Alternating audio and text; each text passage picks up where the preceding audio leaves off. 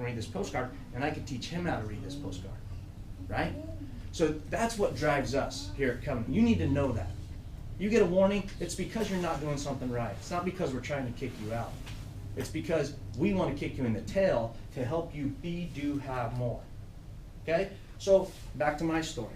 So I'm at Cal State, young, parenting, have a baby at 21. I don't have a baby. She had the baby. Didn't know how to do all that, right? Don't know how to be a family. Don't know how to be a parent. You know what we didn't do? We just didn't give up.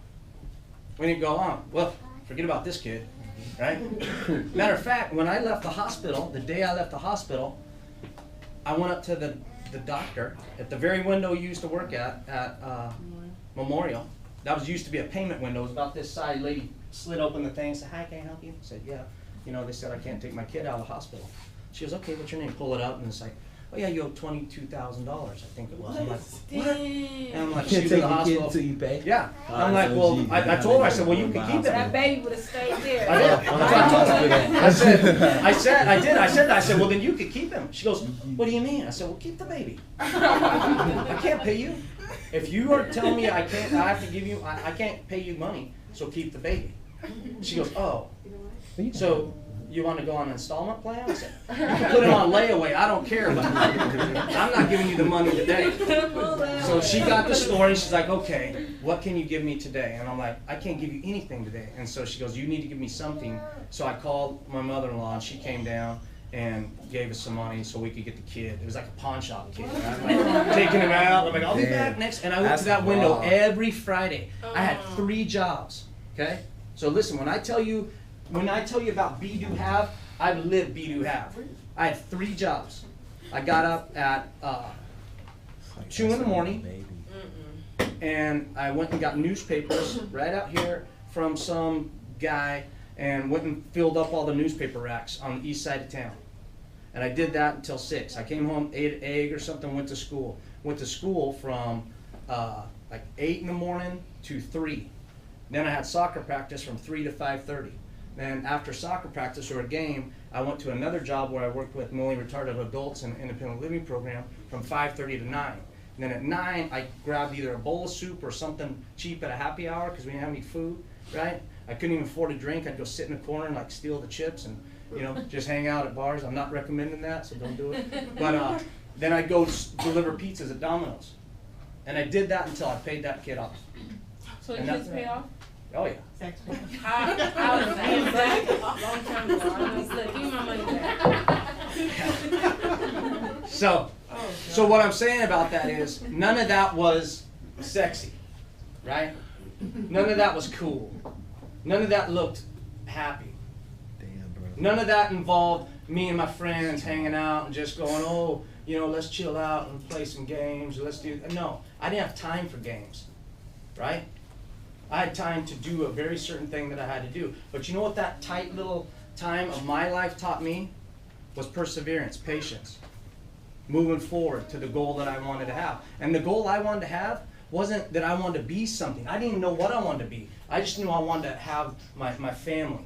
And that's what I just wanted that. And I wanted it to work. I didn't know anything else, but you know what I did do? I just began to do this, right?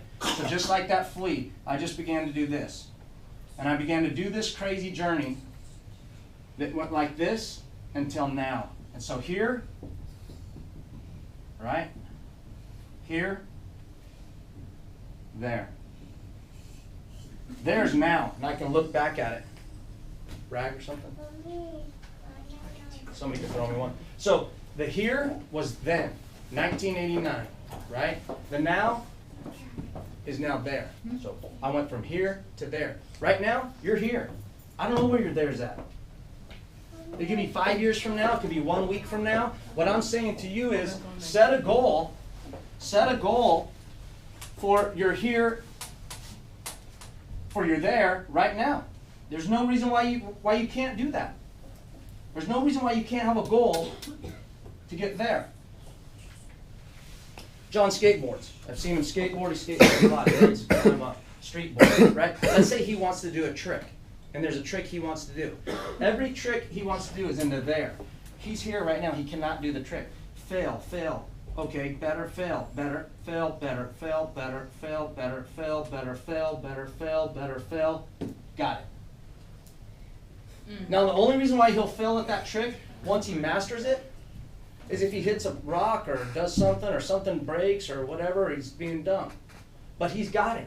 But look what happened every time. He got a little success and then he failed. Little success, failed. People say that growth goes like this, and they're wrong.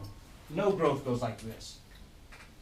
That's a lie. You just don't get better and better and better. You fail forward. Babies just don't go, I'm going to walk and get up and be all... No, they're all drunk and moving around and holding on to stuff. And, you know, it looks like they're going to eat it every time. I mean, you have a baby, you just start moving stuff, right? Because they need a big ramp so they can hit their head. And their heads are giant. I mean, it's a miracle when you watch a baby like, how's your big old head not running into everything? It's not this, is it? They fall. They get cuts. They have scars. Our daughter has a nice scar right here from when she was very little. She was so small that they had to strap her in a straitjacket when they fixed her eye, stitched her up because they thought she was going to freak out. Instead, she just laid there and looked at the dude. It was weird. It was like, wow, this one's special. You know, it was like, no screaming, no nothing. So from here to there means that you are going to fall. You're going to bump. You're going to hit your head. But the big thing is, talk about this. What is that for you to be, do, and have more than you are right now? And that might be daily. Work on that trick every chance you get. You know, if it's school, taking that step to go there. Some of you don't know what you want to be, what you want to do, because nobody's ever told you you could be or do anything you want. And I'm standing here in front of you that you can do and be whatever you want. I'm not telling you, if you come to me and say, listen, I want to be an astronaut, I'm going to be like, okay, listen, I know you heard me say what I said. Some of you are going to be like, no, I want to play in the NFL. I'm going to be like, listen. Okay? Yeah, I mean, in reason. That's crazy. Right?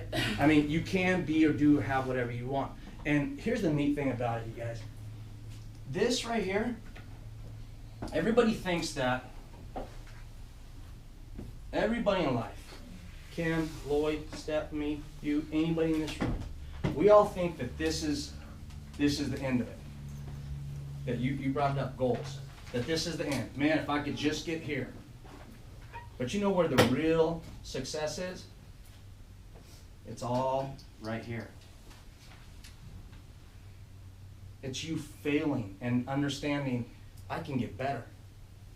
That I'm not who I was yesterday, but I'm going to be somebody else tomorrow. And I'm just going to keep moving up the line until I'm here. And then you know what, when you get here, is going to mean for you? You've accomplished something. Yeah.